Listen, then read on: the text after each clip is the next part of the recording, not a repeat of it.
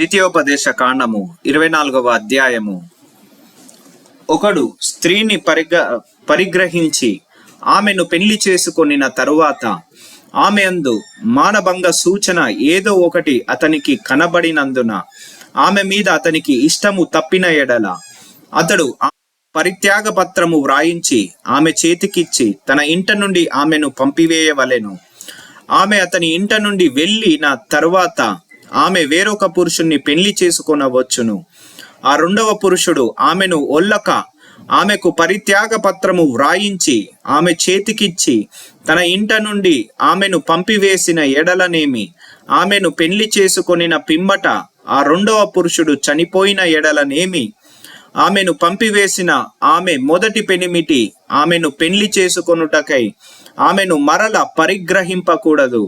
ఏలయనగా ఆమె తన్ను అపవిత్రపరచుకొనెను, అది యెహోవా సన్నిధిని హేయము గనుక నీ దేవుడైన యెహోవా నీకు స్వాస్థముగా ఇచ్చుచున్న దేశమునకు పాపము కలగకుండునట్లు మీరు అలాగు చేయకూడదు.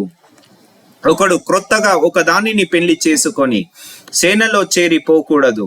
అతని పైన ఏ వ్యాపార భారమును మోపకూడదు.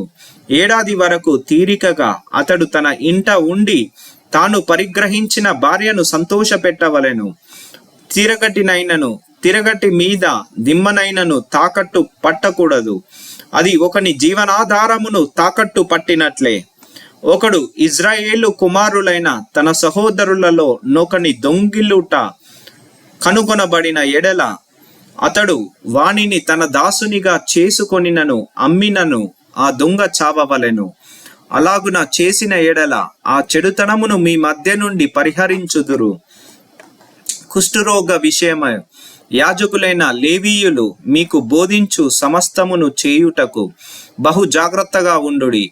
నేను వారికి ఆజ్ఞాపించినట్లు చేయుటకు మీరు జాగ్రత్తగా నుండుడి.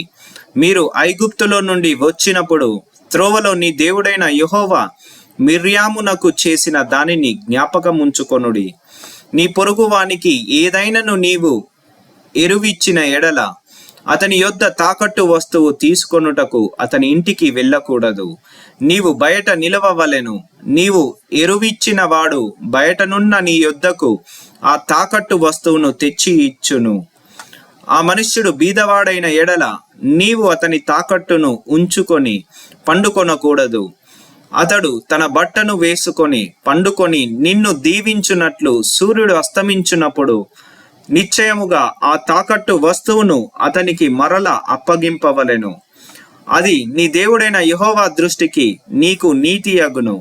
నీ సహోదరులలో నేమి, నీ దేశమందలి నీ గ్రామములలో నున్న పరదేశులలో నేమి దీన దరిద్రుడైన కూలివాణిని బాధింపకూడదు. ఏనాటి కూలి ఆ నాడి ఇయ్యవలెను.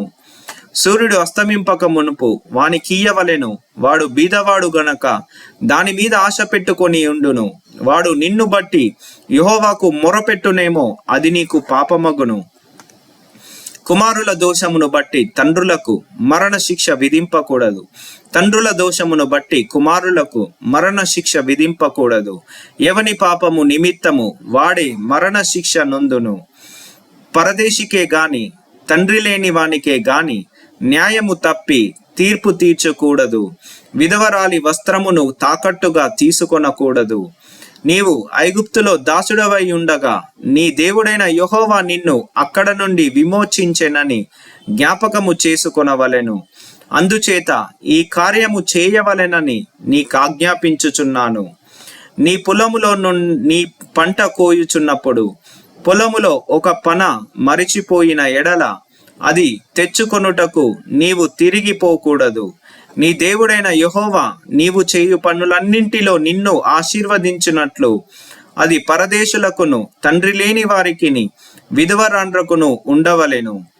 నీ ఒలీవ పండ్లను ఏరునప్పుడు నీ వెనుకనున్న పరిగెను ఏరుకొనకూడదు.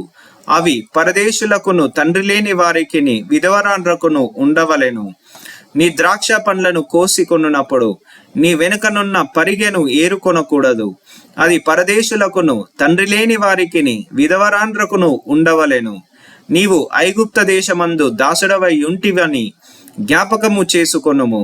అందుచేత ఈ కార్యము చేయవలనని నీకాజ్ఞాపించుచున్నాను.